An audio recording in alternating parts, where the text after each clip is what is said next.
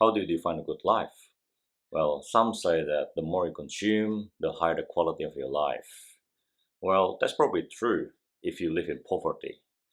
But if you come from middle class background or you live in a country with a strong safety net, then after covering the basic necessity, having more only trap you in a certain lifestyle.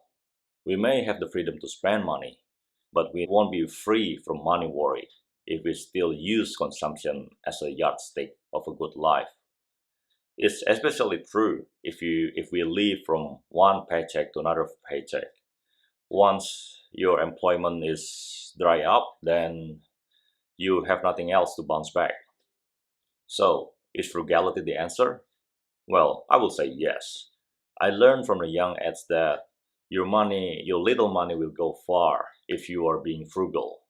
Just take my dad, for example. He managed to send the kids to study overseas as a full fee paying international student.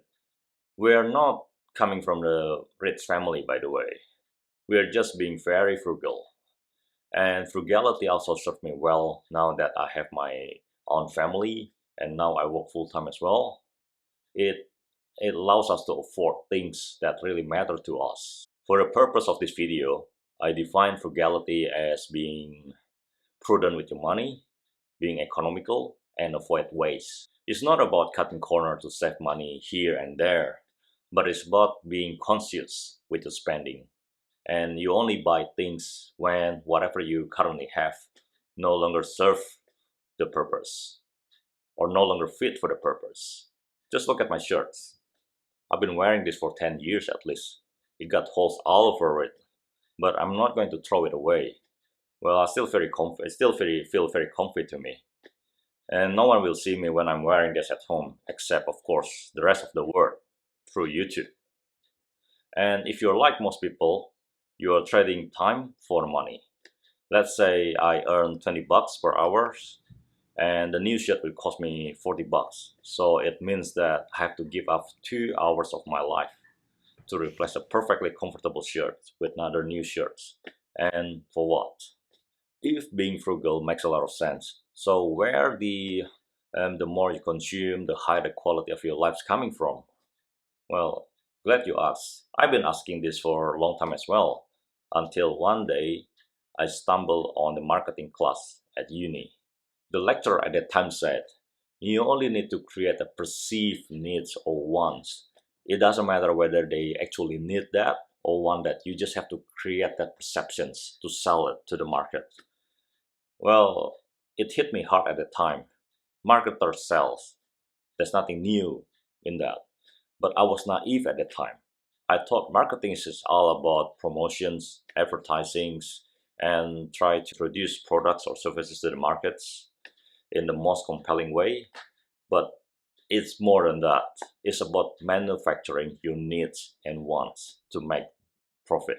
Since then, I also learned about planned obsolete, where the manufacturers deliberately limit the useful life of the products to keep the demands going. And we people are referred in economic terms like resources, markets. We become more and more like a production unit in a machine called the economy.